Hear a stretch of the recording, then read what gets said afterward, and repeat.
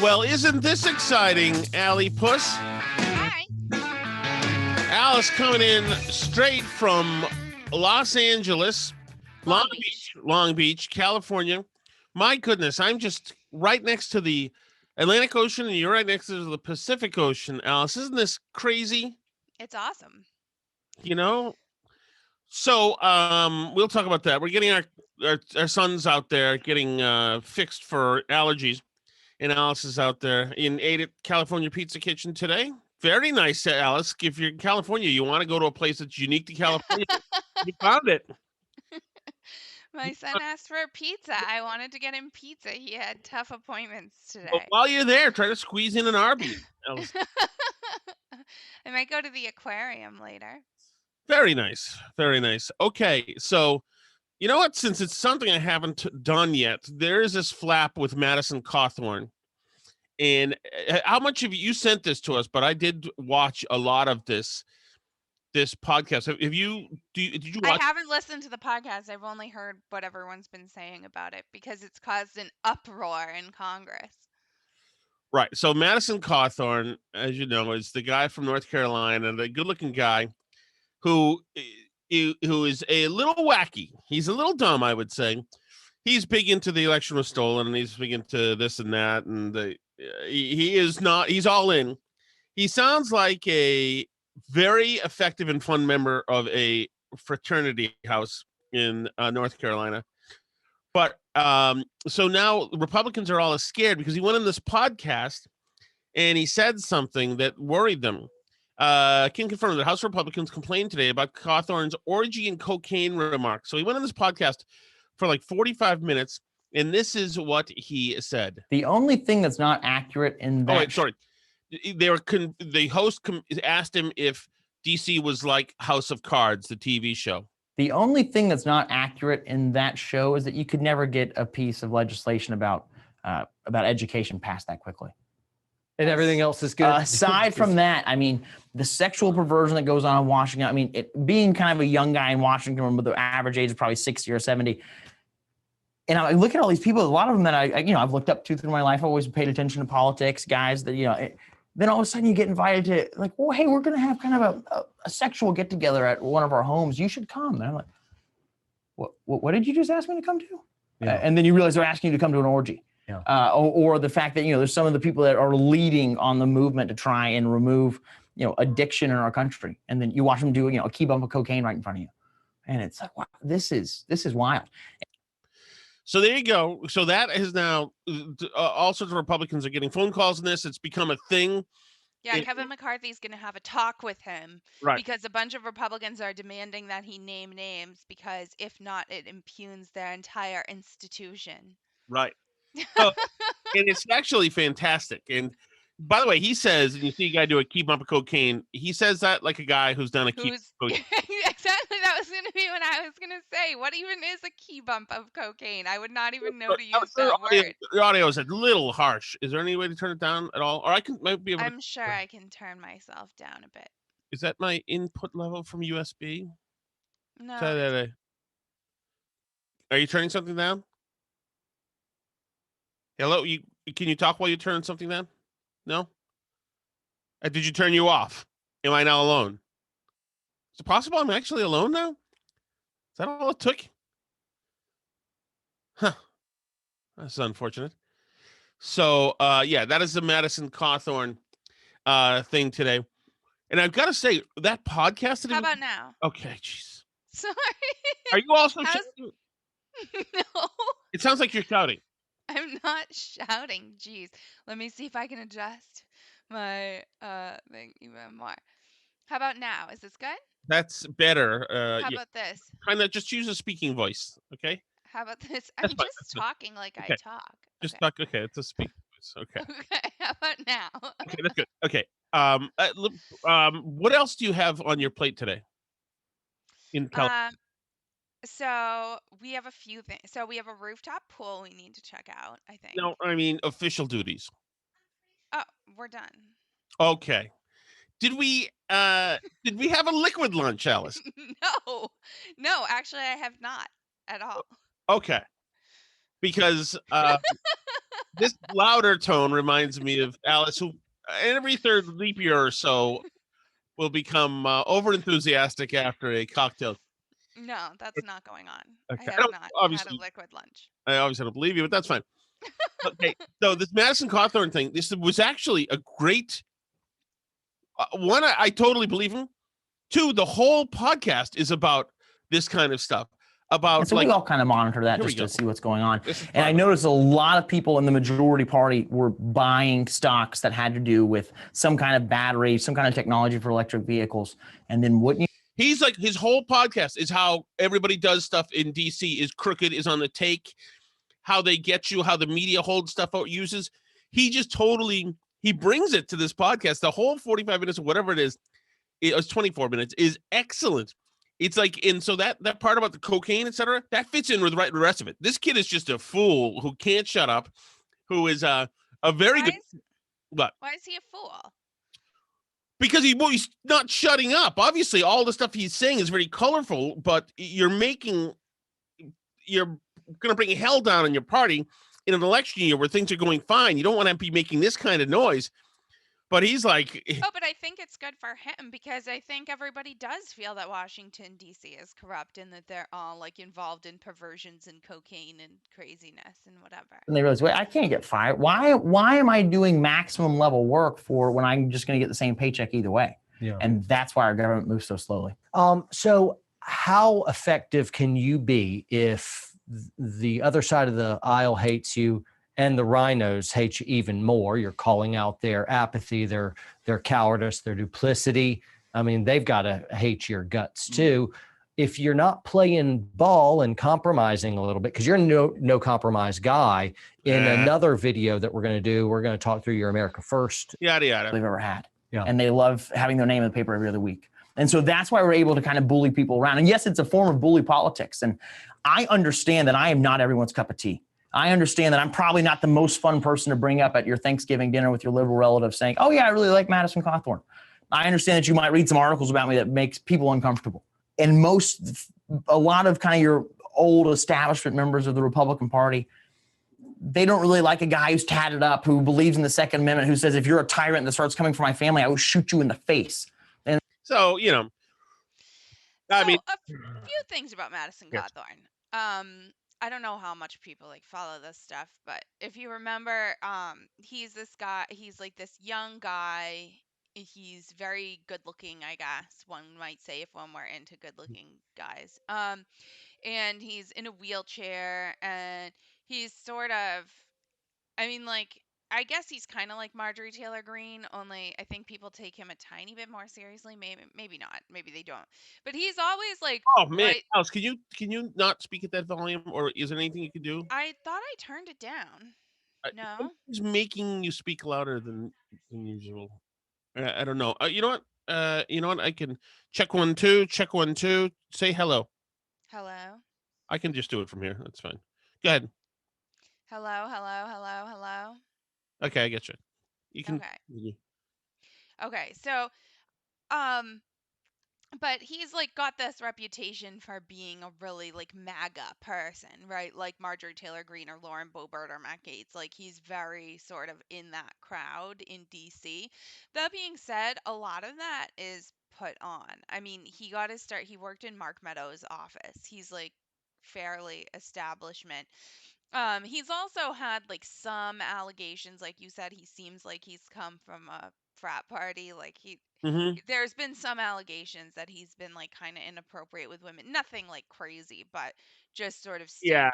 Yeah. Like he's been Frat a little bro, very frat bro. He's a little aggressive. And so I mean, I don't know what his deal is, but he's always right in there with like the good photo op and whatever. After the January 6th thing, when they had all the National Guard people like in the parking garage of the Capitol, he was down there in his wheelchair, like bringing them pizzas and stuff. So it was like a whole thing. And then obviously he posted on Twitter that he was like on down in the garage bringing pizza to the troops or whatever. He is always like right there with the photo op and the viral moment and whatever. He doesn't seem like the smartest dude ever, but I think he's pretty politically smart. I think the comparisons He between very loudly and self-assuredly says a lot of things that aren't correct, like historic and right. etc. I mean, I think a lot of the comparisons between him and like AOC are pretty apt, where he's like loud and opinionated and says stuff that's dumb a lot of the time, but he has like a knack for being on the right side of like where the bleeding edge of the party is. I also tend to think that this stuff is pretty smart. People do think Washington D.C. is like perverted and crazy and full of like rich degenerate people. I think this is a calculated move. I don't think it's like getting him in trouble. I think he already knows the establishment of the party wants him to shut up, and And this is payback. I have heard this from other black sheep.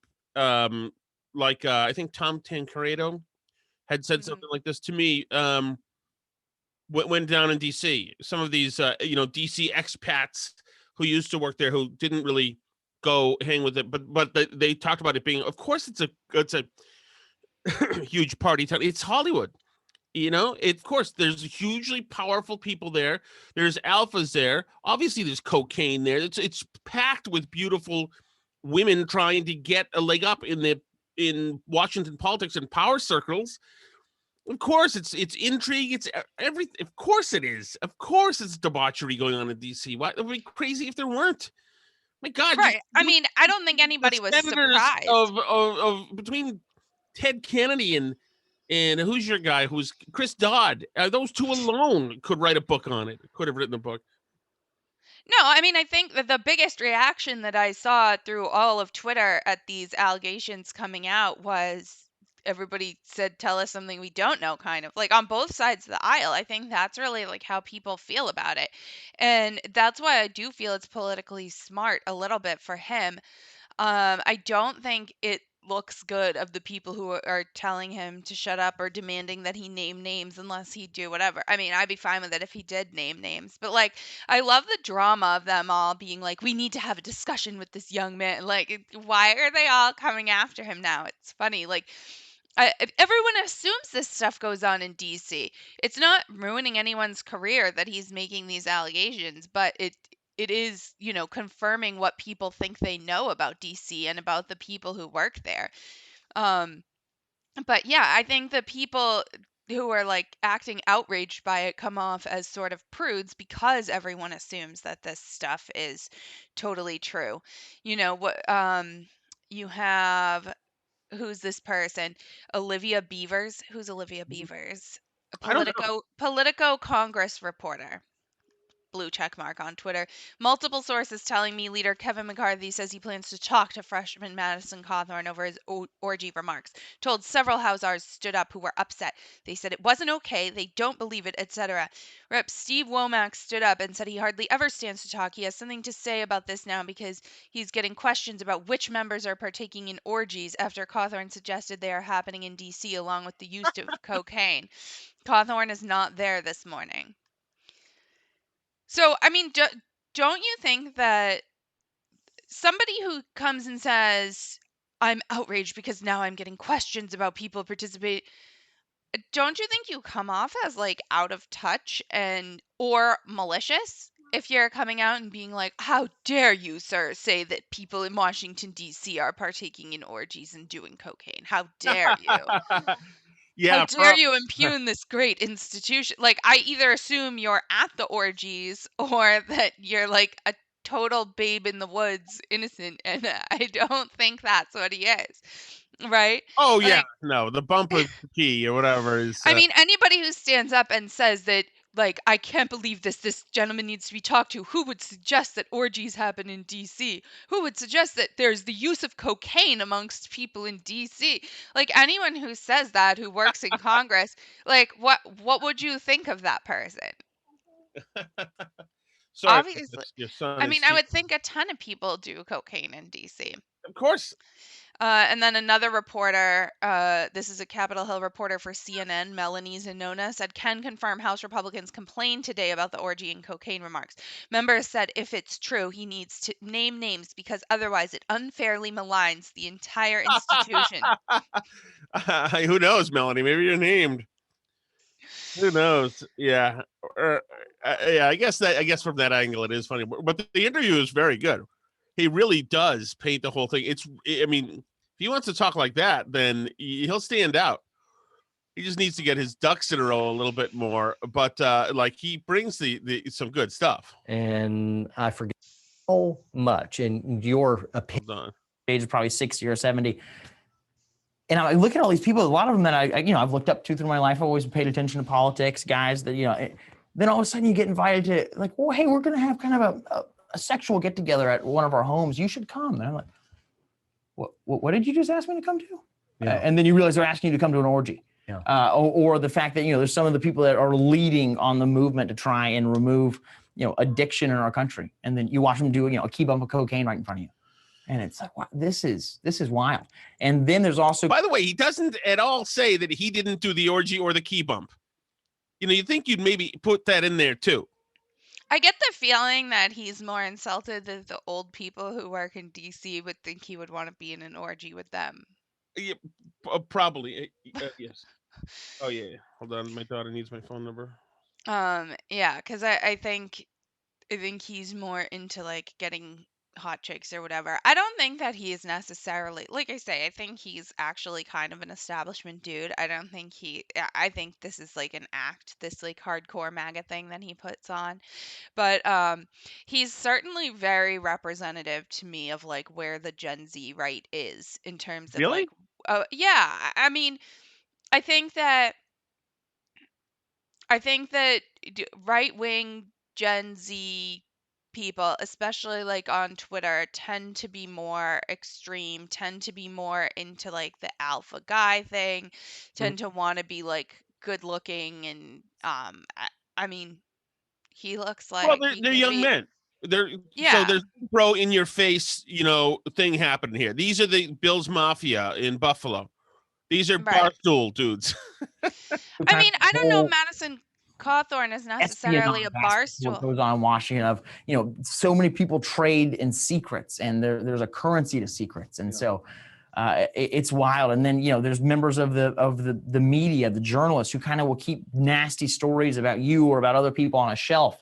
And then if you're about to kind of speak out against something they don't want you to, they'll come out and say, well, we're about to drop the story of when, 17 years ago, you did X, Y, and Z. And you don't want us to drop that story, do you? So we're going to bully you back into this position. Practically, let's say that all of a sudden I was going into office. By the way, I have no political aspirations, zero. And people are always like, John, run for office. It'll be, nope, absolutely not. I'd like to support people that have that calling. I have no desire to do that. But let's, as a little thought experiment, I am 700,000 electric vehicles to our federal fleet. I noticed because Anyway, so it's a really good interview. But this is. Well, you say it's by design, but to me, this is somebody who doesn't know not to say this. But maybe you're right. I think this is by design, and I think he's specifically crafting his image and persona to appeal to like a Gen Z kind of right wing audience. And like you say, Barstool. I think there's a shared sort of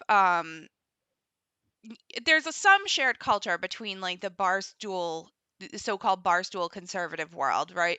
But those conservatives tend to be less culturally conservative. They're very like Gen X or like older millennial kind of people who are into the barstool world, tend to not care about abortion, tend to not care about gay stuff. Like, I think that where Madison Cawthorn is he's trying to position himself in a space where he's appealing to like we know some people who are into like Bronze Age pervert.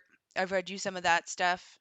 And that like is very appealing to like younger millennials, Gen Z, this sort of stuff like where they're into like bodybuilding and like eating raw eggs and it, this like macho alpha thing, but like but much less it's like much more metro than the barstool vibe, you know. Oh yeah. These are dudes who like want to look hot, but just not in a gay way. Like in Are they incels? not necessarily. There's the concept of the guy like the Sigma male, right?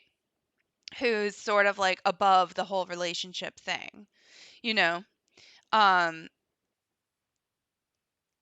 who's not like alpha male or beta male, but has like opted out of the system of like competing for women's attention because they like don't care about that, right? So I think that there's, and that group of conservatives tends to be much more socially conservative, tends to be much more socially conservative on issues like gay marriage, and you'll hear them talk about degenerates or whatever. They're willing to they're on those issues, they feel much more strongly about things like that, about like that we're in a decadent collapsing civilization that's full of corrupt, and I see sort of Madison Cawthorn's whole thing is designed to appeal to that. I don't know if he's necessarily that like deep down in his heart of hearts. Like I say, he worked for Mark Meadows. I don't think he's that right wing, but I do think that we're starting to see and a lot of those people were very into Trump, very MAGA, right? Like these are the people with like the Pepe the Frog memes and stuff, Mhm. right? And so I think that we are starting to see this new faction in the conservative party.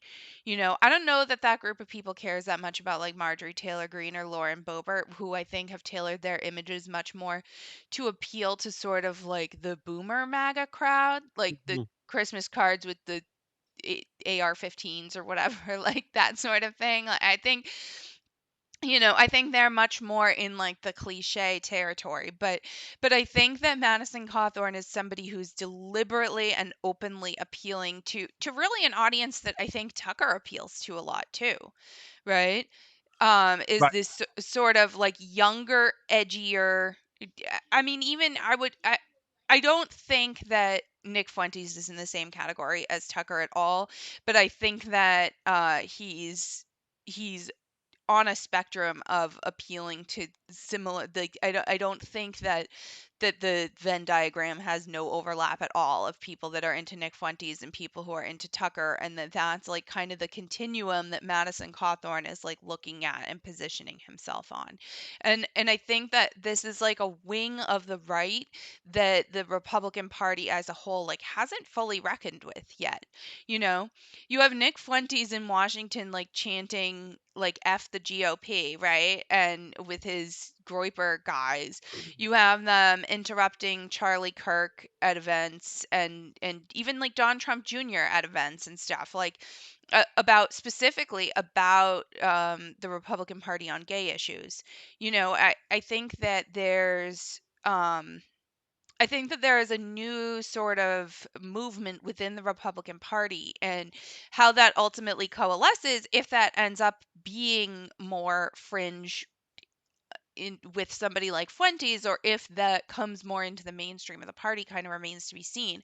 But I definitely think it's out there, and the Republican Party has not figured out what to do with it yet. Well, I mean, I don't think it's I don't think it's great. I don't think Cawthorn is it. I don't think we always need to run apart, especially now since Democrats are effing up and in your effing face dunk on you party.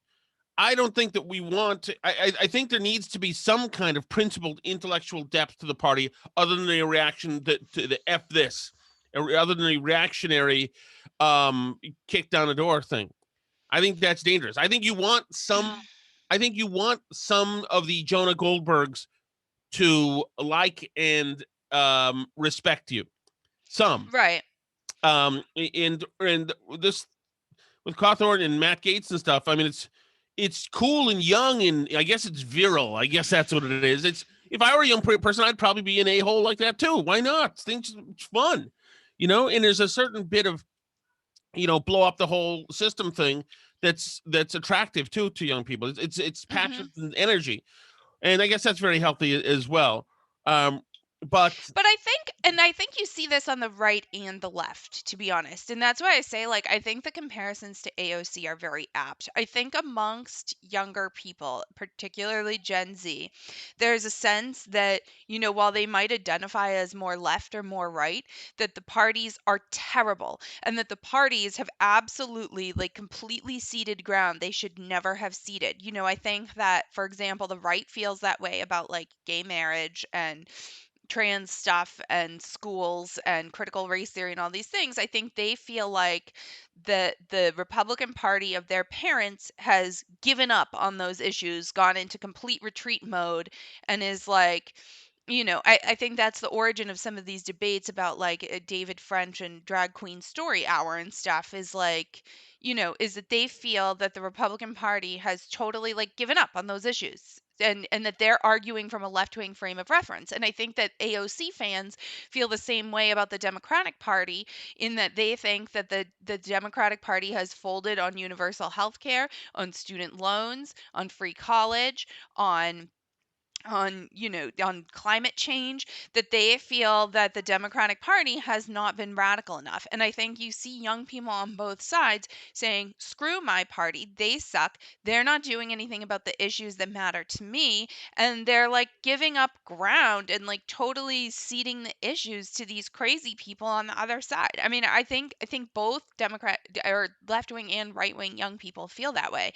And I think that they identify less and less with the two major parties. Getting back to the slippery slope on things that that maybe the younger Republicans are right to be angry and passionate about.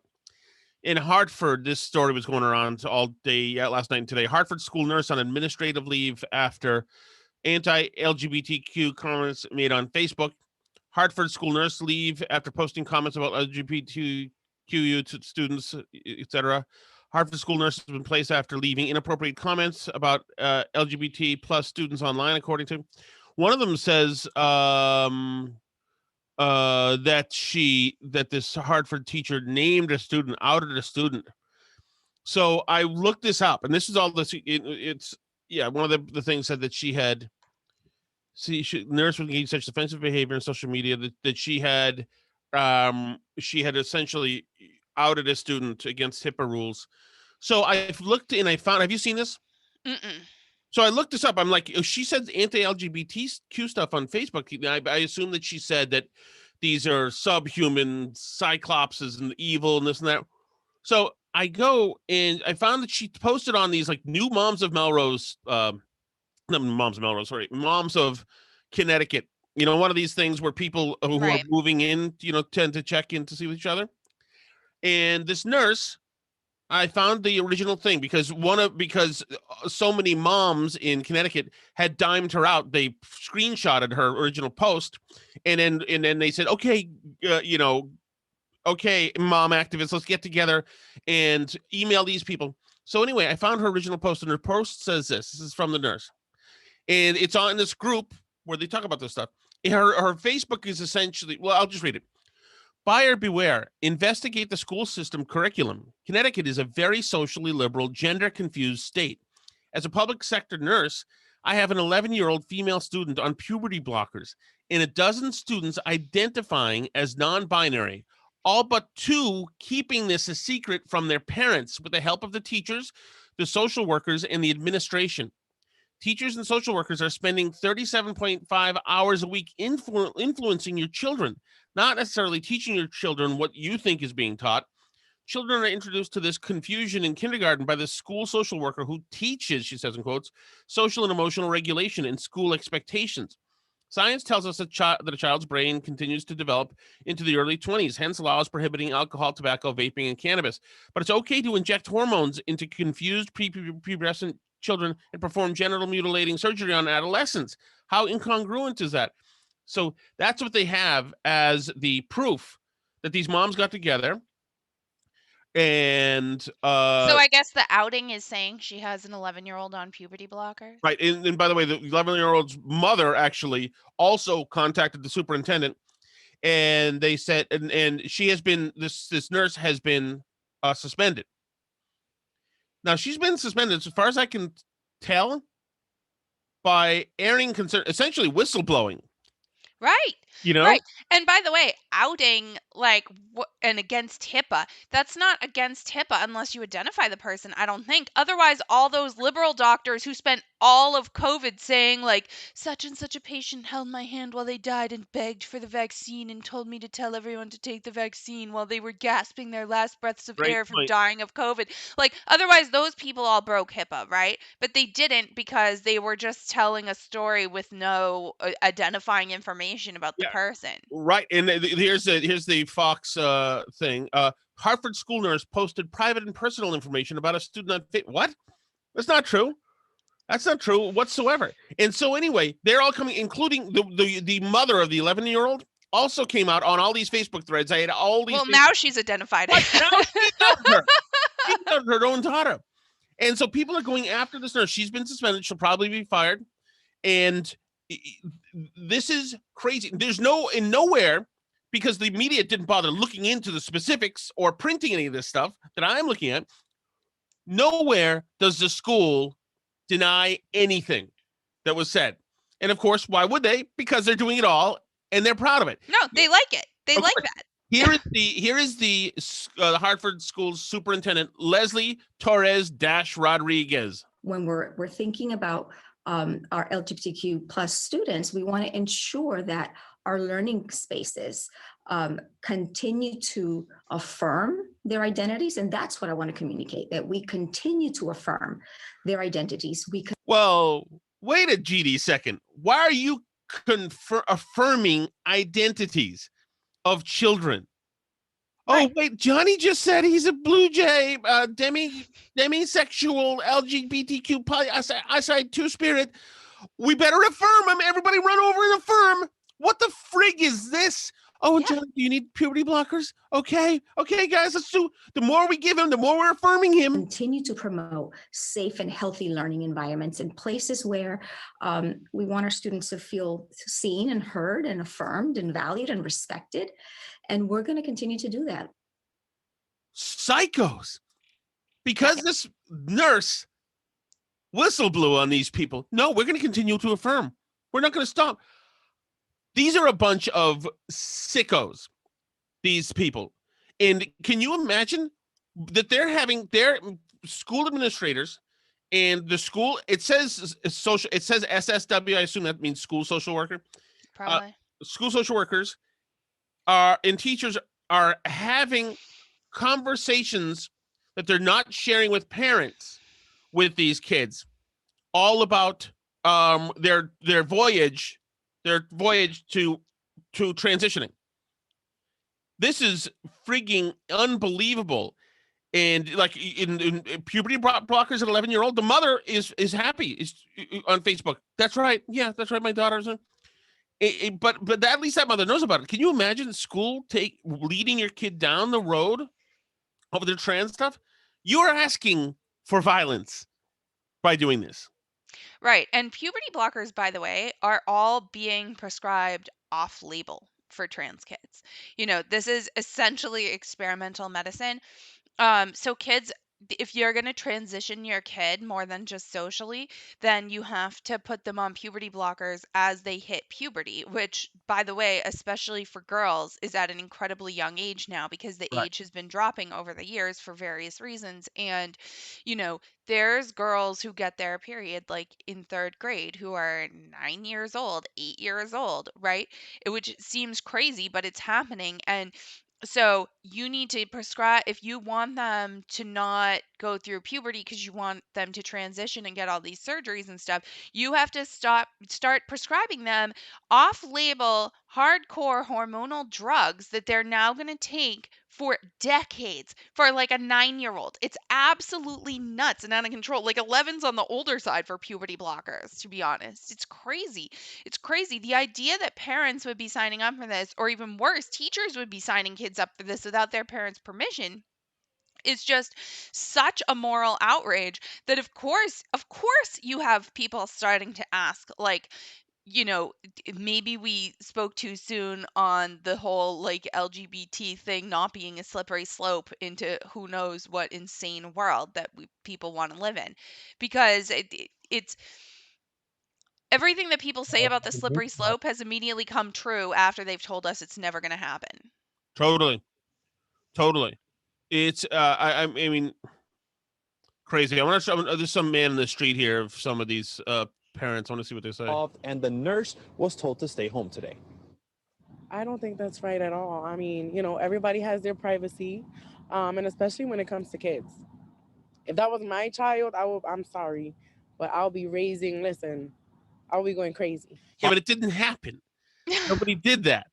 They're pretending it did that, that they did that, and the media's eating it all right up. Let's find some more queer or questioning, also known as LGBTQ+.